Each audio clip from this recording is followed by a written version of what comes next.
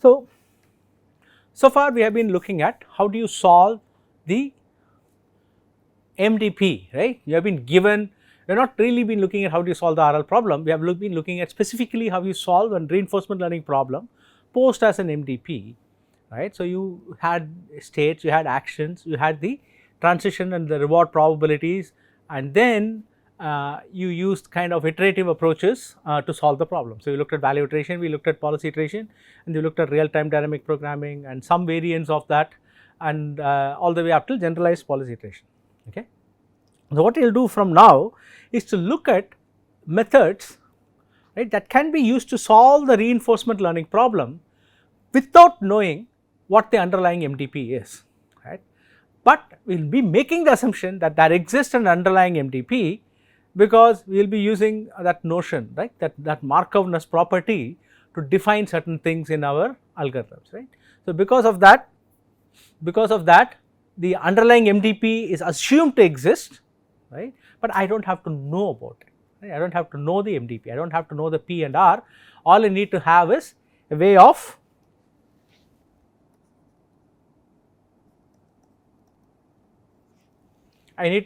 sampling from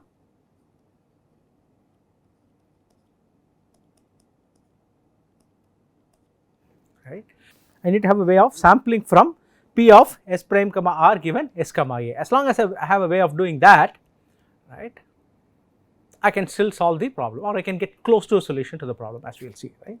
So, we will start by looking at two classes of method. Now, the first one which are called Monte Carlo methods, and the second which we have already looked at some form of it, or temporal difference methods, right, temporal difference learning, so TD learning, right.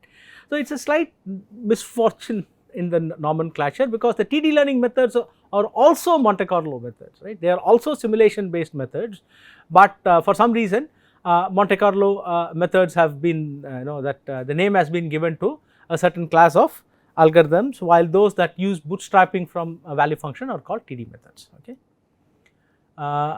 Moving on. So, here is an example of a computation tree here, right. So, let us look at what it is. So, I start off with some state S, right.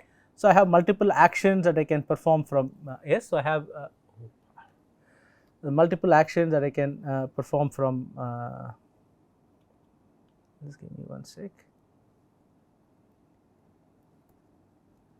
Right, there are multiple actions I can perform, there is A1, there is A2, there could be more, right, and then I end up in some like S prime, S1 prime, S2 prime, S3 prime, S2 prime, dot dot dot, right. So, that is basically some kind of a evolution of the states, right, that I see, right. So, now the dynamic programming computation, if you think about it, will encompass all the quantities that are there in that red triangle, right. It will encompass the starting state S, right, and then, so that is what my V pi of S is, right. So, I will start from S, then it will look at all actions I will take from S. So, A1, A2, whatever, how many ever actions are there, it looks at all the actions I take from S, and then it basically looks at all the states that I could land up by taking each of these actions. So, in the first case it would be S1 prime, S2 prime, the second case it could be S2, S3 and so on and so forth, right. All the states I could land up by taking each of these actions from the state S. So, dynamic programming literally looks at that triangle, right. But if you think about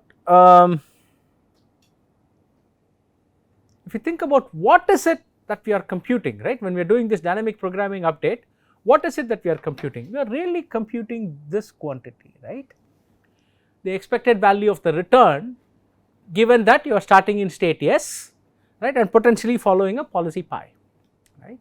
So, that is basically what we are doing here, right. You are starting in state S, right, following a policy pi, and instead of computing the full return, we are kind of bootstrapping with estimate of the value function from the next state onwards, right. So, that is what dynamic programming is, and therefore, your update looks like this triangle, right. On the other hand, I can do the following, I can say that, hey, no, I am not going to look at the value function of the next state, right. So, what am I interested in? I am interested in finding the expected value of the return. So, let me take samples of the return, let me take many samples of the return, take the average, and that will give me the expected value. Make sense? So, basically I take this, I run the whole trajectory through all the way to the end, then what do? I basically compute the return, right. So, I add up all these numbers I get, all the rewards I get my return. I will use that for updating my value function, right. We already saw that in the tic-tac-toe case, right. So, in the menace we actually rolled out, we played all the way to the end and we found out whether we won or lost and used that to update all the values, right. So, likewise I can actually take samples all the way to the end, right, and then use that as my update. So, that is what is indicated in red here. So, when I am doing Monte Carlo updates, I am directly sampling. So, I am just giving up on all this fancy stuff that we did with Bellman equations and so on and so forth. I go back to the basics, right. So, I am interested in finding the expected value of the return, right. So, I just take samples of the return and take an average, right, that gives me the expected value, right. So, what are the advantages of doing this kind of what is called Monte Carlo reinforcement learning? You are directly learning from just samples of episodes, right. You are not using the model, right, which means model here means the P, right, the P of S prime comma R, you are not using it. So, these are called model free methods, right. So, being model free is an advantage, because I do sometimes what happens is people do not know the model, they misspecify the model, they have to make assumptions to make the model simple, while it is easy for you to directly look at samples that you are getting from the system itself, as opposed to making it simple and trying to come up with a model, right. So, because of this, Monte Carlo methods do not use any bootstrapping, they are not using your computation of the value of the next state, right. So, that is a big advantage, because you are trying to estimate the value of S by using the value of S prime, which also you have estimated. So, if value of S prime is erroneous, then that error will get propagated into the value of S, right. Of course, there are advantages to doing the bootstrapping, that we all obviously we have seen this, right. We have talked about this earlier, we will talk about it again, but there are also some disadvantages. So, not using bootstrapping in some cases can be a big advantage, right. So, value functions are essentially the means of the discounted returns, no dynamic programming, no Bellman equation, no nothing, right. So, so we can think of multiple ways of doing this. I mean, there is a way to do value function control, right, I mean sorry Monte Carlo for control algorithms, but that turns out to be a little tricky, right. So, what we will do here is we will just look at the Monte Carlo for prediction, right. So, there are two ways in which I can take the averages, right.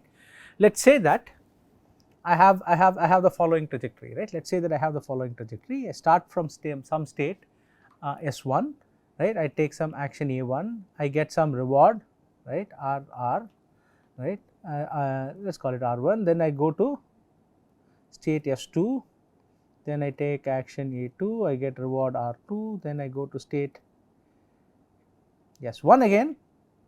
Oops, how did that happen? So, this 1 A1 and all that are not temporal indexing, if you think about it. I am just using these as some states, right. Let us say my state space consists of S1, S2, S3 all the way up till S10. Let us say I have 10 states, right. So, now I am starting a trajectory.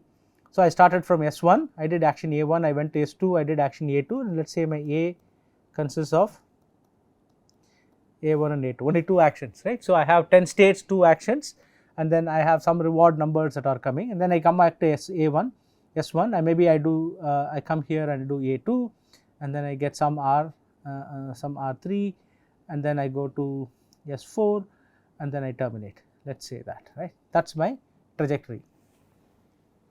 Okay. So, this is my trajectory. Now, I am interested in finding out what is V of S1. So, what is V of S1? So, I can say that I need to, so what do I do here? I have to take a sample of the return, right, GT such that ST was S1, okay. So, I have to take the return starting from time t such that at time t I was in state S1, yeah, make it clear. So, in this particular case, so I am start off with S1, right. So, my first state is S1, so I can compute this return. So, one sample for GT will be R1 plus gamma times R2 plus gamma squared times R3, okay, that is basically it, that it ends with that, right. So, this is my return, this is my G, right. So this is my my return, so starting from my first time, right. But then I also have an S1 here in the same trajectory that I did, I have a second S1, okay. So, if I take that, that is it, right. So, this is my entire return, after that it stops.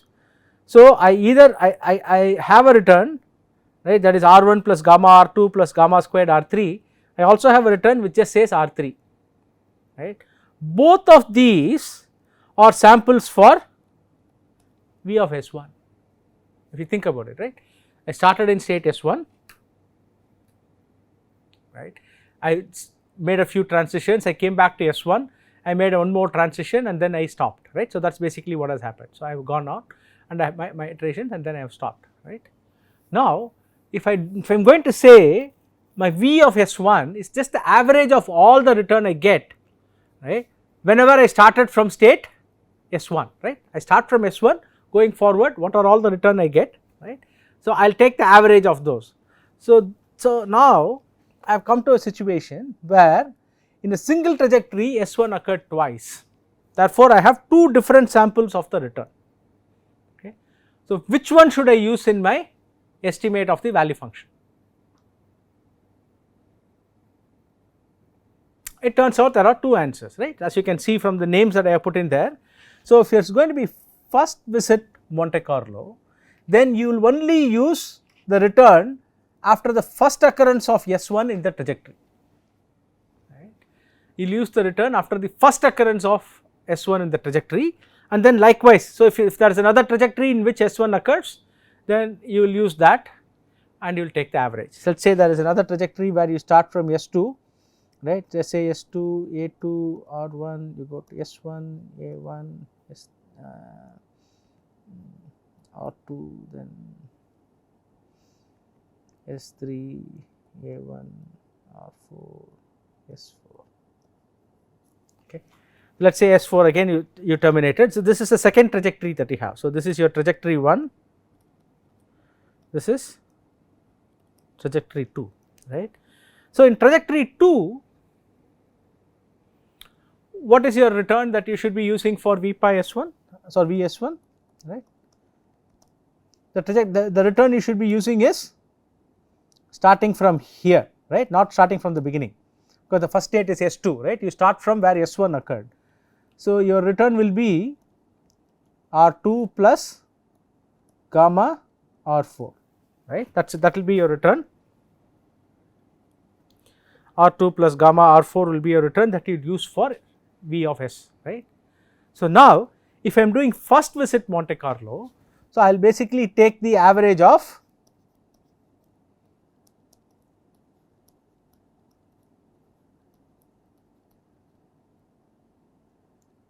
from here and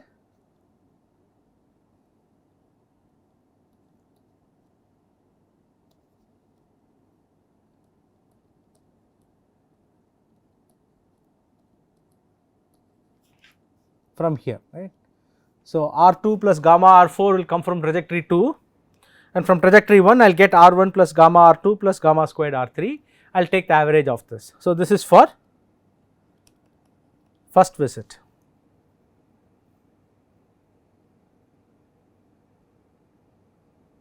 Okay. Now, there is another way that I can look at it, so which is called every visit Monte Carlo, right. So, every visit Monte Carlo basically says the following: hey, look, you are talking about Markov systems here, right. So, I do not care how you came to S1, as long as you come to S1, what happens going forward depends on the fact that you are at S1 now, right. I do not care how you came to S1 before, how going forward what will happen depends on the fact that you are at S1 now. Therefore, I do not have to worry about whether S1 came first or S1 came the second time or S1 came a third time. So, whenever S1 comes, I can use that for taking the average, right. So, if that is the argument, right. So, then what you will have? You will have the following.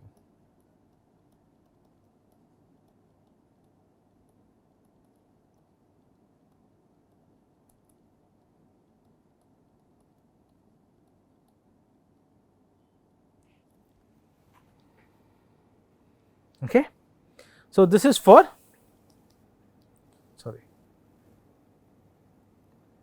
this is for every visit Monte Carlo. Okay.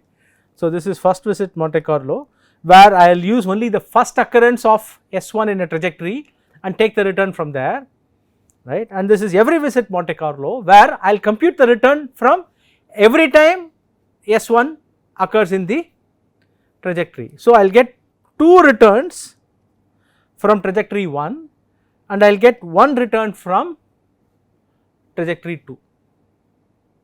Okay. So, there is first visit and there is every visit. Okay. So, which is the right way to do things?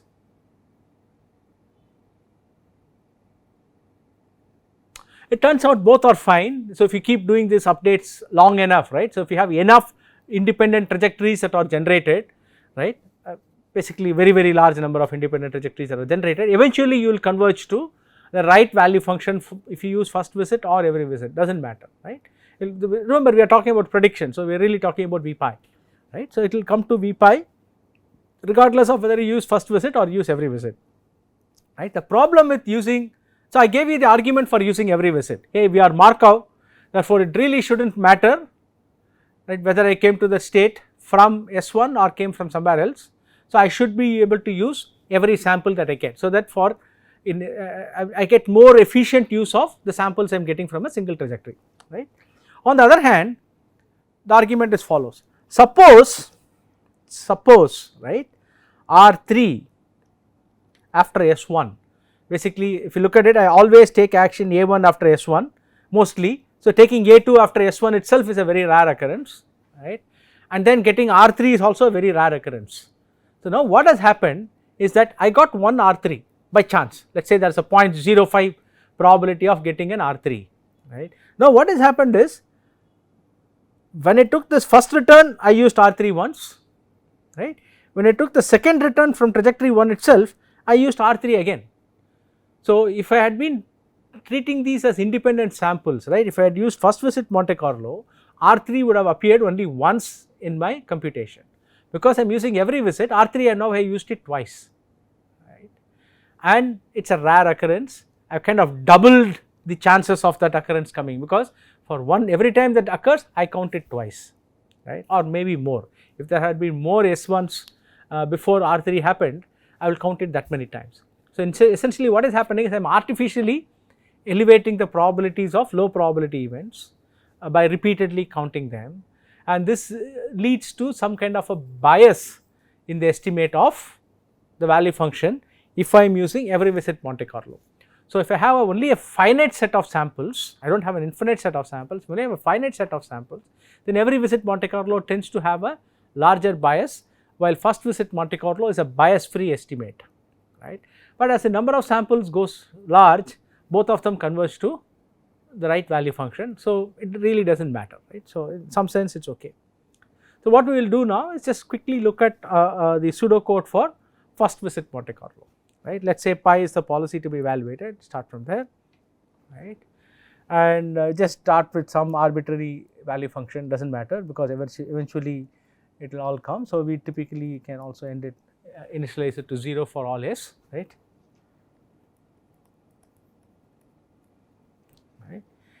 Now, what I do, I will generate an episode using pi, right, pi is given, right, I will generate an episode using pi.